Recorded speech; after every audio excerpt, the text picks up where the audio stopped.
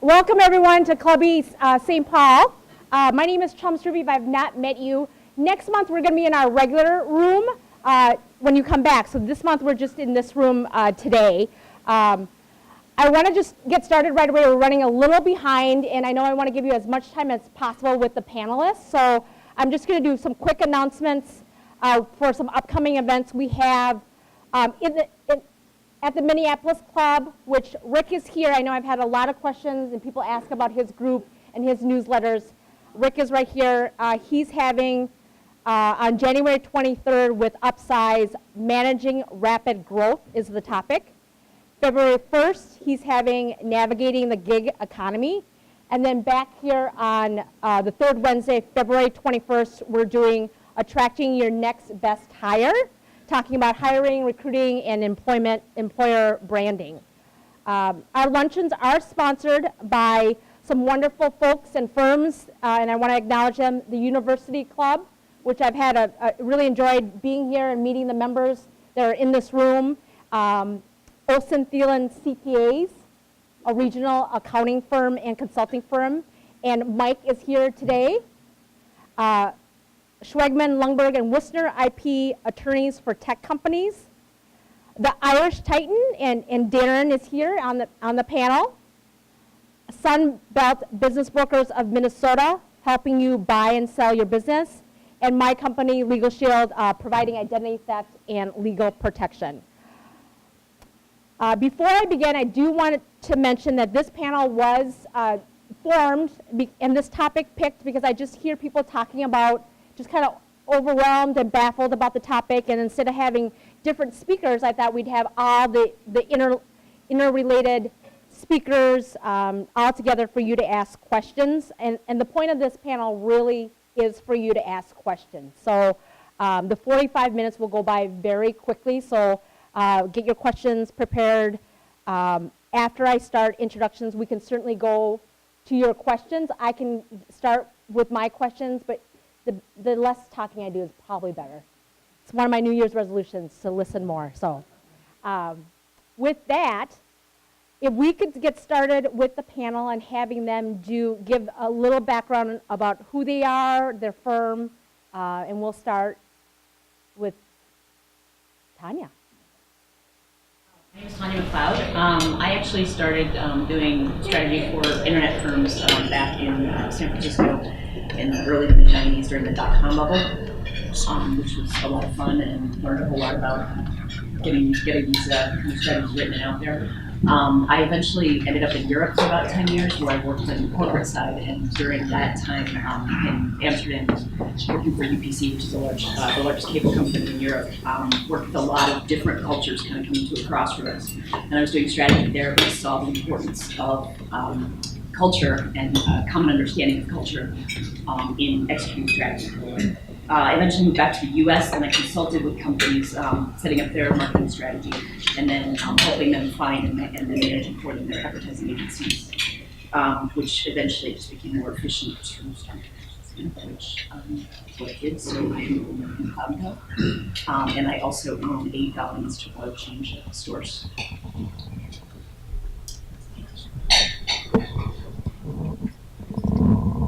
Sam Romain, I'm the owner, founding partner of Dominate with SEO. My background will be pretty short since I'm only 24. Surprisingly, I actually started about 10 years ago selling on eBay at 12 years old, and I learned how to drop ship by chance. And I figured out that I could take a picture of another listing and a similar description, optimize my listing, and sell my vacuum for $100, have a guy who's selling for $50, ship it to my customer, and I just make money on the exchange. Eventually moved to a bigger platform called Amazon, drop shipped on there, learned how to import from overseas factories and online arbitrage, retail arbitrage, eventually moving into the affiliate and kind of e-commerce place when kind of had my first website crash and burn, and I got frustrated with my first business failure, and I went the college route. Went to school for agricultural business and sales, with emphasis in precision technology, working for a John Deere dealership. I made tractors drive themselves using satellite correction signals. So we use a lot of big data. Within about a year, I said, I'm tired of working for somebody. So I went back to the internet world and learned real quick that people will actually pay me to rank their websites on Google. And I'm actually kind of good at it. So 2 years later, here we are. I've got a small team in-house, and we have a large writing pool for content writers and some clients and growing. So first panel at Club E, and I'm excited to be here. So I'm Darin Lynch, founder and CEO of Irish Titans. I see a lot of familiar faces in here. It's going to pressure me to come up with some new little quips. So Irish Titans, digital agency, we specialize in e-commerce, complex websites, and digital strategy. We have 41 employees. One of the things that's unique about our organization is we do all of our work with just our employees. We don't use any contractors, freelancers, or offshore resources. Not that there's anything wrong with that. There's other people in the room doing that, but there are some intentional reasons that we haven't, which probably aren't all that pertinent today, just to describe us a little bit. My background's a little bit unique, my origin story, as I like to say it. I'm still a comic book fan. I still have to get the comic books. Whenever I feel badly about myself, I like to go to the comic book store because, no offense to the other comic book fans in here, but I feel like when I go in there, I'm one of the only people that doesn't live in their mom's basement still comic books. But from an origin story, I'm not a designer or a developer, which is pretty common for people in our space. And I didn't leave an agency and take a book of business with me. I came from larger companies, migrating smaller and more entrepreneurial over the course of my career, which is where I developed this philosophy of business first, online second, like Principal Financial Group first, then Wasz, the software consulting company, then Wilson's Leather, and Second Swing Golf. Irish Titans has been in business for 13 years and happy to be up here. I'm Allison Wasz. My title is Agency Director at Macleod & Co. By means of background, I went to school at the U, where I studied international relations, hoping to be a super spy. Surprise, surprise, the CIA does not heavily recruit out of the U. Lesson learned. After college, I entertained the idea about law school, so I went to work at a law firm and realized what a lawyer actually does. Also decided that was not for me. But what I did fall in love with was their digital marketing. For being a law firm and a bunch of stodgy old men, they were actually really progressive with their online marketing efforts. After a couple years there, I went to work at Macleod & Co. And now this title is Agency Director, background in digital. It's my bread and butter and my favorite thing to talk about.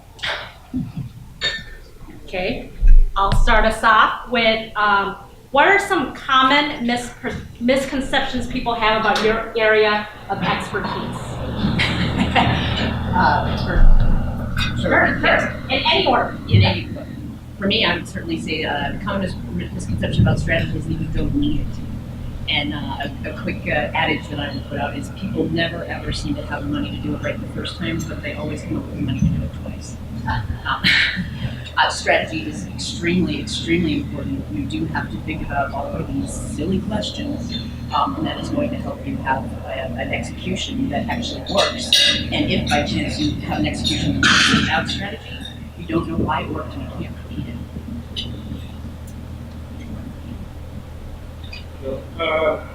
There's a lot of misconceptions about search engine optimization, and we all know a different one, but the most common one that we run across is people tend to think that you can just write content and rank, and the other side is people think that you can just build links and have off-page rank, and that neither one of those cases are actually true.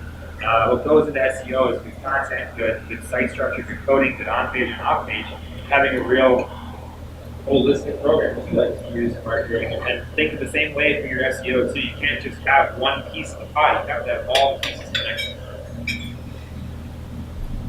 I'll chime in, I guess, and say that I think people oftentimes think it's easy, right? Simple does not necessarily equal easy, because you might need a 3-page website or you might need a 100-page website.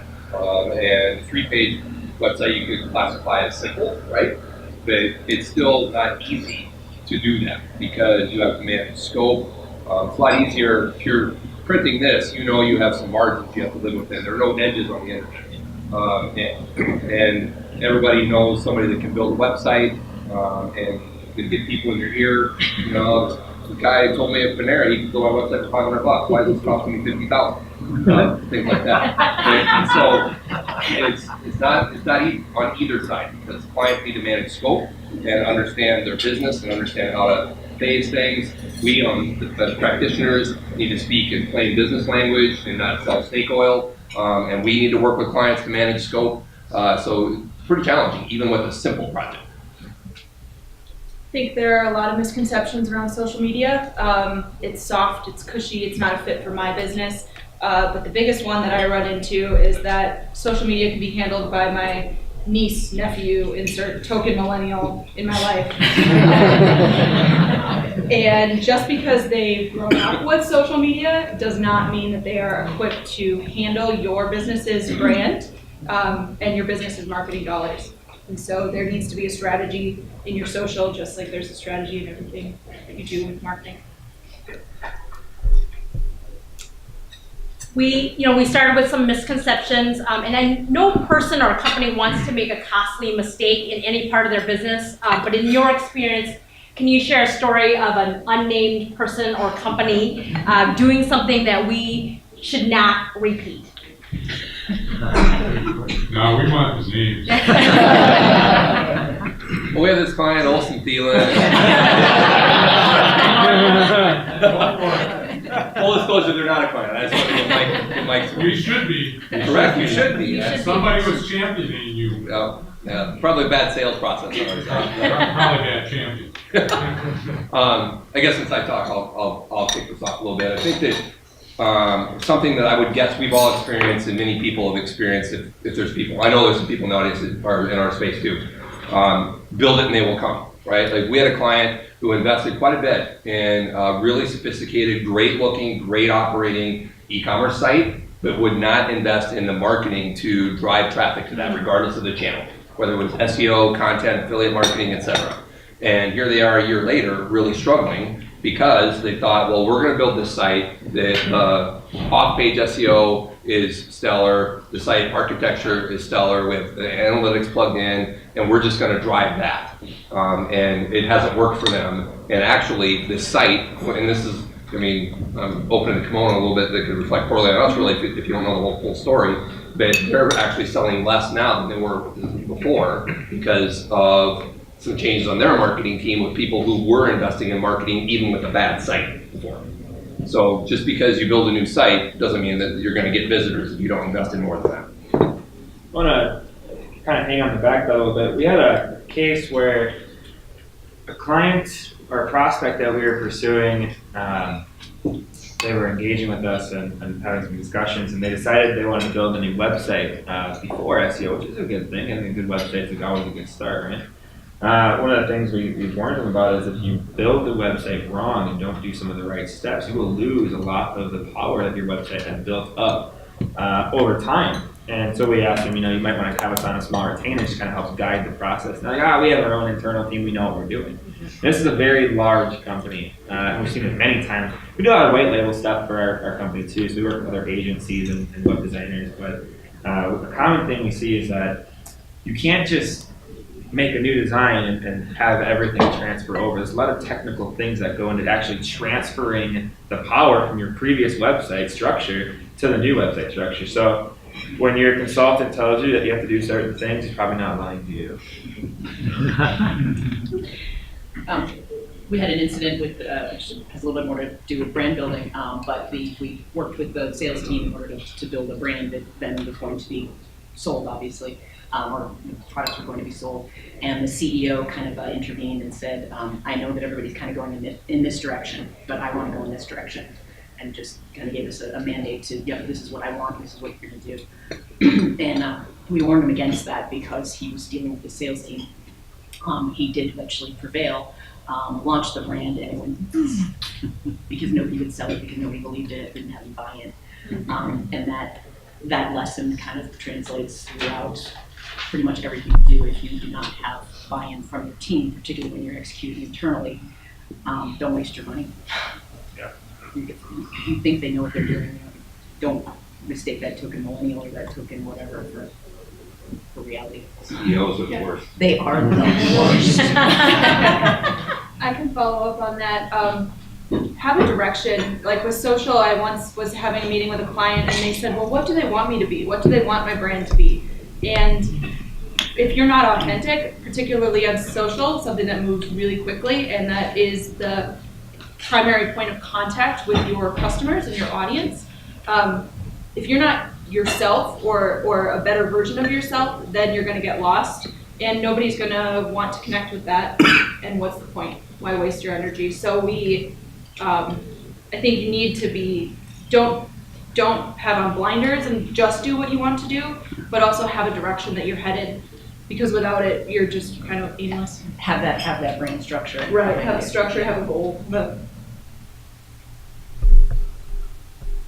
Please. Sure. I heard what Chum was saying. I was saying, do I want to let him talk? To piggyback on that, as professionals, do you ever find yourself in a position, and maybe Tanya, you can start with this one, would you have told that CEO that he was nuts? Maybe go as far as that, maybe this isn't a client that you guys wanted to be working with? Because I don't know about you guys, I do not like to be associated with failure. I have a thing that I say to clients quite a bit. In establishing strategy, we do kind of a cultural evaluation, and a lot of times you'll have to say, hey, this, Janice in accounting is going to scupper this plan, and we know that Janice in accounting is going to scupper this plan. So I think we can either deal with Janice head to head, or we can do this kind of elaborate workaround. And I say it like that, and 9 times out of 10, the client will say, let's do the elaborate workaround, and that way I can always go back and refer to it like, yeah, this is some serious acrobatics we're doing here, but we're doing this so that you don't have to deal with this other issue. And it's just a plain decision you're making. Answer your question. The challenge is that sometimes when somebody else is paying the bills, Yeah. tell them we can't do it. You can tell them, and if you don't document it, you have to come back. Oh, for sure. Be able to prove it to them. Yeah. It just makes success that much sweeter. Indeed. We talked, or you guys talked earlier about misconceptions, very good, very good. Especially in technology. I mean, you talked about that sometimes. How do you deal with clients who, they know they need something, they may need their token portfolio, but their misconceptions are so high on you take it down. That's also kind of, you get into this like kind of sense. Well, how do you like deal with it? Some of that, I think, comes down to something that wouldn't be specific to our industry in terms of just communication skills, people skills, right? I think something that is specific to us but not unique to us is our industry. It does have the luxury of being a good growing industry. We're not making printing presses, and so we can say no. Just yesterday, I had an email prospect where I ended up saying that it just didn't feel like a fit, and so that does give us a little bit more flexibility because we don't really have to suffer through a scarcity mentality. I get that, but once you're engaged, right, and you may be very good at it, and they know this, but once you're engaged, that's but you get in there and you realize, their idea of what you were going to deliver is so different, but it's shaped by all the outside market forces. So how do you manage expectations once you're already engaged in a relationship? Right, and keeping your, because you have a personal brand too, and obviously you want to deliver, but you don't want to take a reputation hit because afterwards you decided to do it. I can see that a little bit myself. So we have a motto of learn, rank, dominate. That's kind of our internal motto, right? So we sell primarily through education. And we have turned many clients down because we cannot see eye to eye, and that's not going to go well. And we've actually had clients we've engaged, and their traffic has increased 300%. Their rankings are up thousands of positions, and they go, well, my Moz domain authority's only gone up one spot. I'm like, really? your revenue, your sales, everything is going up. And your Moz domain authority, which updates, by the way, only like every 9 months, and is the slowest crawler known to man. Because that's not updating, now we're not effective. I'm like, something's not right here. We don't have to cancel this relationship. So, hold your ground. Hold your ground and open the lines of communication. I mean, I do a fair amount of education with my clients and client facing. I'm in the sales seat in our business right now too, so that's a lot of prospecting. And I have had, lose track of fingers, how many times I've thought that you wanted this, and in reality, all you wanted was this. And once I explained this to you and the methodology and educated you and made you feel empowered, it strengthened our relationship and the trust, and gave you legs to stand on in managing your own expectations. Creating champions within your point of contact is key. And so if you have somebody that's speaking to you peer-to-peer and is on your side, then they're going to go promote that to their business and make themselves look good.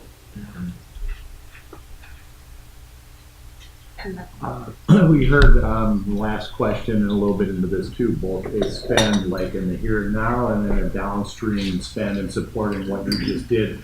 There's a finite number of budget dollars in, let's say, don't look at it just as a small one-time thing. Let's say look over a 2-year period. Say somebody's going to go do a new website and then they got to support it. How do you allocate that bucket again? If you look kind of over the long haul, assume there's some sort of rules of thumb, like if you spend $1 here, you better spend $5 after the fact, or maybe there aren't things like that. But how do you try to get folks like us in the audience figuring out that it's not just a one-time leave it, and you got to kind of look at it over the long haul? It very much starts with strategy, and it's really refreshing when a client can come in and say, hey, I have this bucket, and help me allocate it, which doesn't happen often enough. But when that does happen, setting aside something for the front end and also looking at that during that front end, making that be a goal setting session. Because that needs to feed. If you're looking for a 20% lift in sales or whatever that looks like, we need to feed that from a marketing standpoint for a percentage. So knowing what that bucket is and being able to back into it is absolutely wonderful. But you wouldn't walk in right away and just say, okay, we're going to allocate it like this. Let's set some goals. Let's put a small amount in the front to do that. So numbers I can share. Generally, and of course this would get segmented by industry and where a company is in its life cycle, et cetera, but around 10%, so I was just speaking to you guys last fall, I looked these numbers up to refresh my memory. Around 10% of the company's revenue should be allocated to marketing, roughly, and about 25 to 35% of that should be allocated to digital. And again, that can vary based on segments and stuff like that, but rolling that up. And so first of all, you should consider your website and your digital marketing and all of that stuff part of marketing, right? If you roll your, and I'm gonna apologize in advance for any IT people in there, but if you roll your website in under your IT team, that's gonna be a disaster. I came out of IT, right? And so you should bundle the website and your SEO and your paid search, all of that kind of stuff into marketing. And so if you think about those budget numbers, then you can start to break that down a little bit. And if you're building a website this year, then there will be a smaller percentage left over for your ongoing digital marketing, but the next year, right, there should be more of that. Because your website should have a 3, 4, 5 year kind of cycle depending on your business and what comes along in the marketplace. So that's one way to start to put some numbers around it.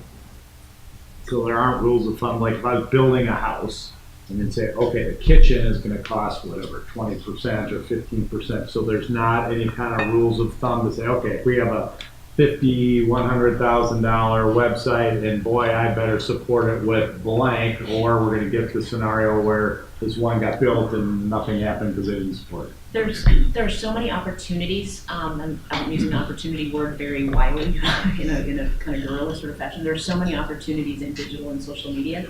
But sometimes you can exploit one of those opportunities for a very opportunistic amount of money. So I think maybe that used to be the case, but now it's about what is the budget and let's maximize the budget strategically rather than saying you have to spend X. A little different perspective. we only do SEO on our team, so I can't really speak to how you allocate your budget elsewhere. We don't do anything else with our SEO. But the one thing I did grab from your question was how do you let a client know it's not just like a one-time spend?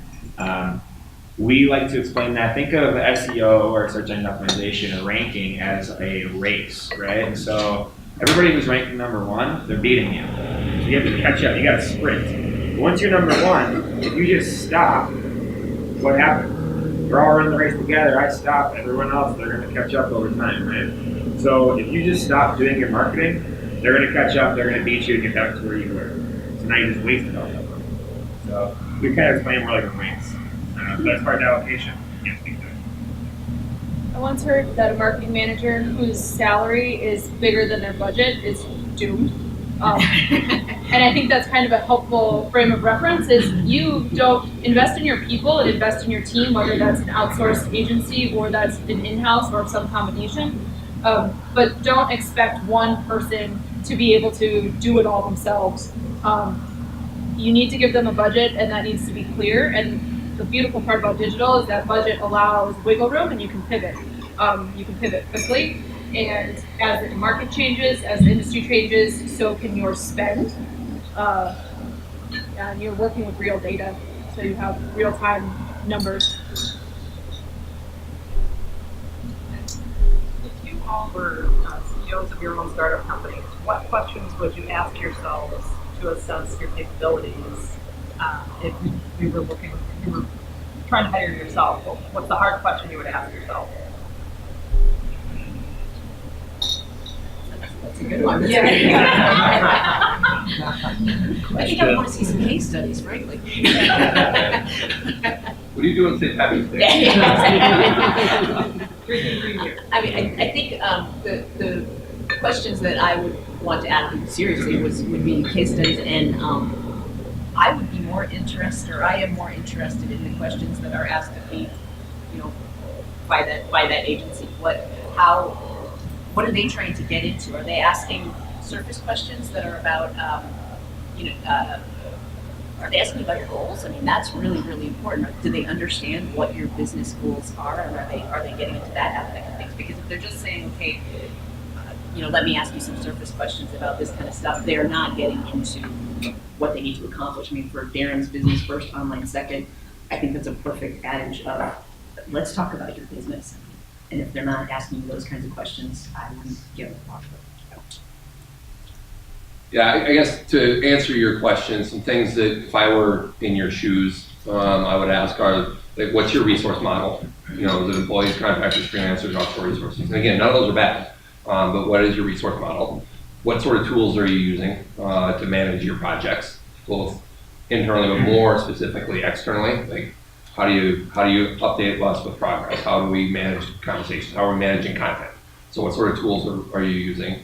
What's your process, right? Because everybody, whether it's Sam and his team or SEO or Tanya and Allison and their team on brand, or us with the stuff that we do, should have a process defined. And some of it is you don't care what it is, you just want to know that they can speak to it and have a point of view and know it, right? So those are 3 questions I would ask. Tell me why. That's my favorite interview question. Strategy is baked into everything we do, and I think particularly with social media, with the kind of soft connotations that people have, anybody can put together a post. I think any interviewee would be capable of writing a complete sentence. But once you kind of pull behind the curtain and speak to the methodology behind that, people really are telling about what their process is and their tools and their why. For me, I always think of the analogy for people who are 9. It's the shoemaker or kid about the shoes or something. How much kids have to wear shoes? Yeah, so if you're going to hire an SEO, make sure they rank. If you're going to hire a development agency, make sure they have a nice website. If you want to hire a brand agency, make sure they got a good brand. And we try and employ that pretty heavily within our own team. For example, if you type in St. Paul SEO, where we are right now, we are number 1. You type in SEO near me location on, we are the first local brand. We practice SEO, and so we want to rank, so we can just say, hey, look, why use us? Because when you search for SEO right now in your own city, we're here. You are number 1. Yep.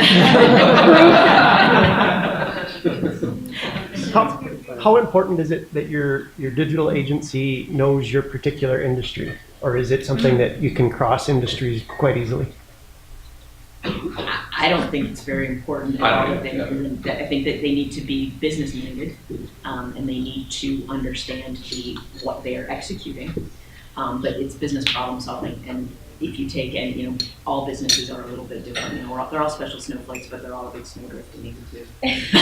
I would totally agree with that. I think that at least for us, we're always learning, right? And so we like when we come across a client or prospect who we're not all that familiar with their industry, because we have a process built around business first, online second, where we vet that stuff out. I think to flip it back on you a little bit, it might depend on what you want, right? Because if you're wanting a Me Too site and a Me Too strategy, because maybe you're in financial services and there's a ton of compliance, it would drive me crazy. But if you have to live within this black box, maybe then you want somebody that knows your industry and they can just turn something without any creativity.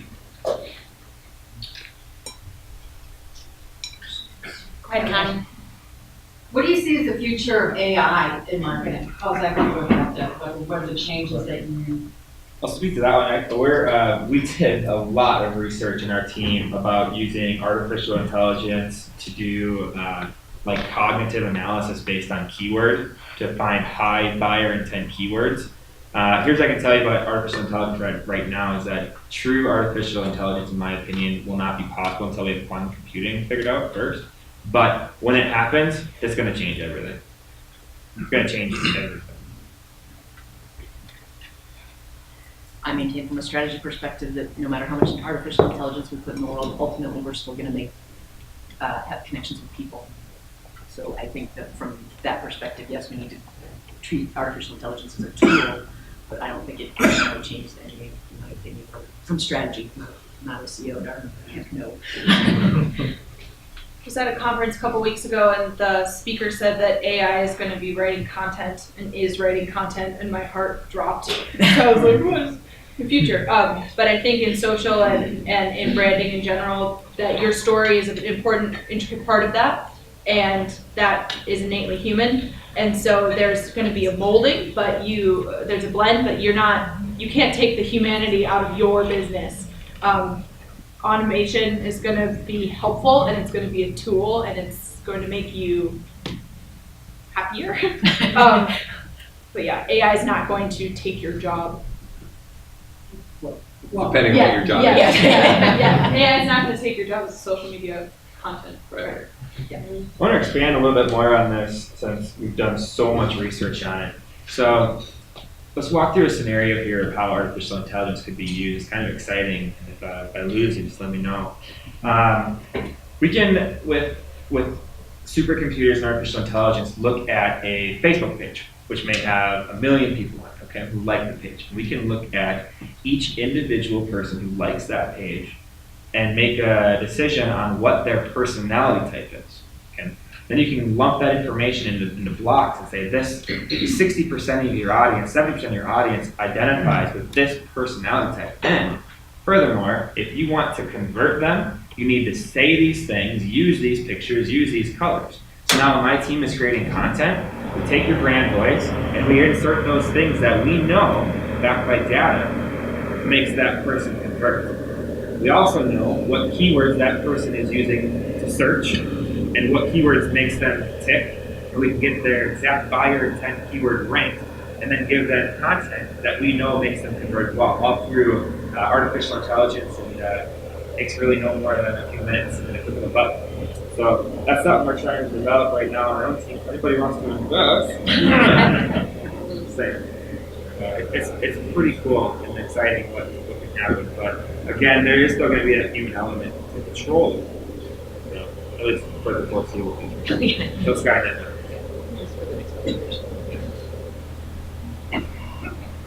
Something that I had, at what point do clients know they need to hire you, or they just can't continue what they're doing anymore before they're ready for the investment? Is it missed opportunity or growth, or can you talk a little bit about that? I think that's different for each individual for kind of when they get to the end of their proverbial rope. If that's the case, I mean, usually we encounter people who are either, it's just kismet and it's just kind of the right time, right place, and it occurs to them, or sometimes it comes up after a disaster, like a bad relationship, that type of thing.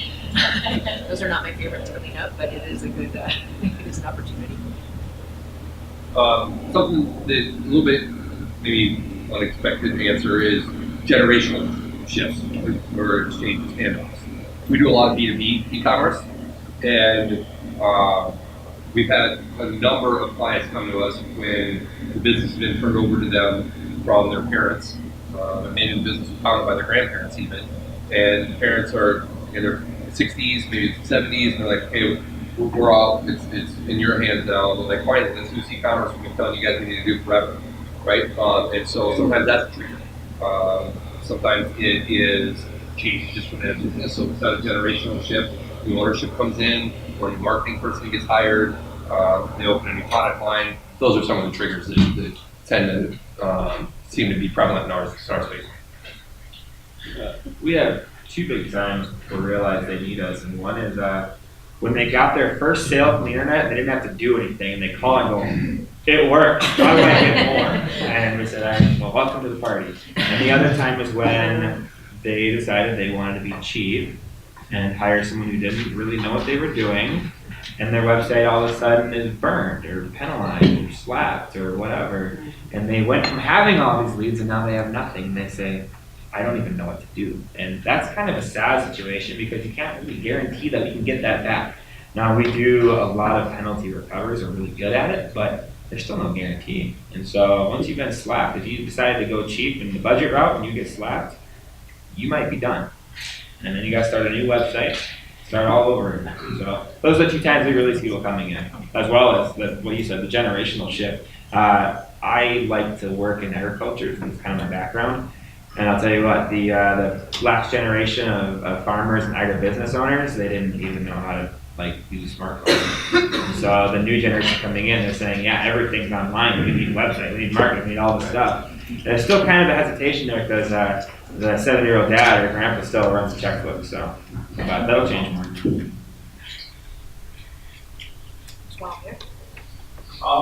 Yeah, so with you guys continuously learning and trying new things, I know experience is probably the best teacher, but for somebody just trying to get into the digital marketing space, do you guys follow any thought leaders or any specific websites or podcasts or anything that you try to stay up to date with that informs you about the trends and everything like that? Social media, Gary Vaynerchuk is kind of the guru. Gary Vaynerchuk. Yeah. As far as SEO goes, here's my one advice that took me a long time to learn. And I say a long time, it's really long again. So it's all relevant. It's all 6 months. Most thought leaders in the internet marketing space are thought leaders because they want to sell you a product or a training. And so just because someone can make an educational university platform that charges you $8,000 to learn how to build a website or do SEO does not make them special, okay? They're marketers. They're trying to sell you on their ability of how great they are. But let's ask them the real questions and let's get down. I can probably tell you more people who not to follow than who to follow, unfortunately. But some of the best places to start are companies that don't really have an agenda and they're just trying to help the community, I guess. Yeah, if you're wanting to get up to speed and develop some skills, I would start going, I would worry less about who to follow and more about what groups in town to start attending. What meetups, MHTA, this one, MEMA, organizations like that, where you can where you can start to learn and be a part of other people that are also learning. That's what I would do. Here's the other thing is that it's all online. So Facebook groups are a wonderful place to start. I learned a lot from Facebook groups, just other people who are also starting their happening. Right. Yeah. Whether that's in person in a group, in a online, LinkedIn groups. LinkedIn would be great. Yeah. If you're wondering somebody specific to follow though, Denny's Twitter is wonderful. I highly encourage everybody to go home. The restaurant? Yes, they are so sharp. They're really, really funny, and they're a great example of authenticity. And they own that they are a goofy diner, and it's a good example of how to make social work for you and your brand. And Do you know what agency is doing it? I don't know. And Contently, which is contentpoint.ly, is also a good just kind of online source for who's doing cool stuff. Do you want to go ahead?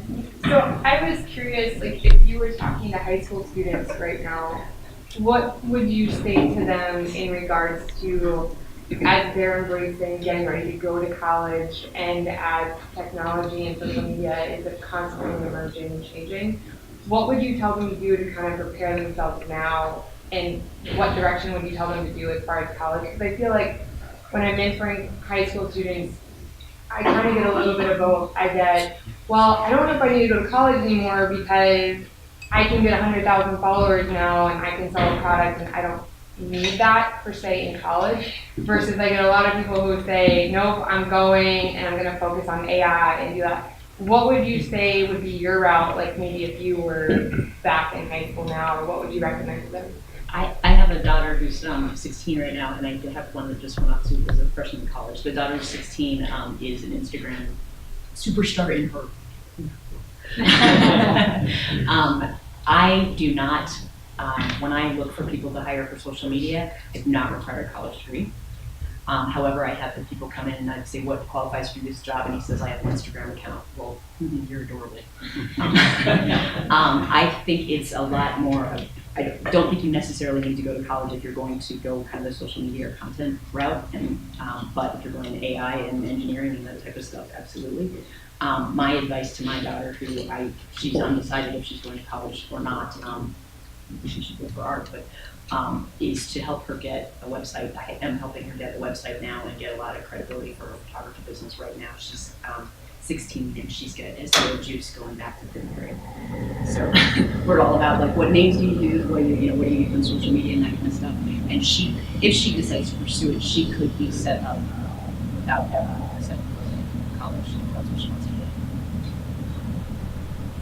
Yeah, I would largely echo that. I think when we hire developers, I don't care if they went to college, right? And we have about, I think, 20 developers, programmers. We've hired, I think, 8 from Prime Academy. Code Academy here in town. A lot of people probably heard of it. It's not the only one, but it's the biggest one here in town. I personally like that route a lot, not necessarily more so than college or no college, but differently. I tend to try to hire athletes, and by that I don't necessarily mean specifically athletes. That's good for certain reasons. It's like musicians are good for certain reasons, but when I say athlete in this case, I mean someone that has a good core set of skills that can learn quickly and adapt and grow. And sometimes those people coming from Prime, as an example, have a unique life perspective because of what they did before going into that. And 4 years of college aren't necessary for someone to be a good developer. That's not bad either, right? Because college is about more than books, it's about learning as an adult and those sorts of things. But from a programmer perspective, I think there's some different routes. If they want to go into AI or engineering or anything like that, they're in school, right? But I think I would guess probably for all the positions or most positions that you must hire for, college isn't really a requirement. I would say if you're going to be like an account manager, bartenders make great account managers. Seriously. Yeah. Bartenders and people. And project managers. Yeah, make great. So we're actually at 1 o'clock, and I was just going to give the panelists will be here after the meeting. I just want to give everyone a chance to just give some practical advice to leave us with as we close. I kind of started with my practical advice, and I'm kind of one note on this point. Have a strategy, have a reason that you're doing things, and don't do anything without it, even however small or quickly thought through it is. So, actionable advice. People that create get attention. That hit you guys? Okay, so that means get up and do something. Make a website. Be a blogger. Get on social media. Taking any kind of action is better than sitting there wondering, what the heck do I post? And learn as you go.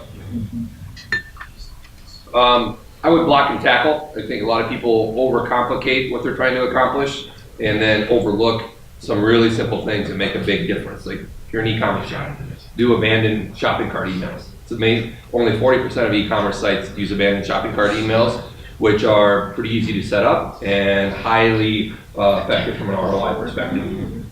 So that's just an example. Make sure you have your website analytics set up right. Because there's a lot of low-hanging fruit that a lot of people overlook. My key takeaway, social media is not for the youths. Your clients, your customers are spending hours a day on social every day. Do not think that your business is the exception to that rule. And then the follow-up, don't let the youths in your life manage your social media. I want to thank everybody today for coming and our panels and being adaptable today for the room and the vet. So, hope to see you next month in our regular room. Thank you, everybody.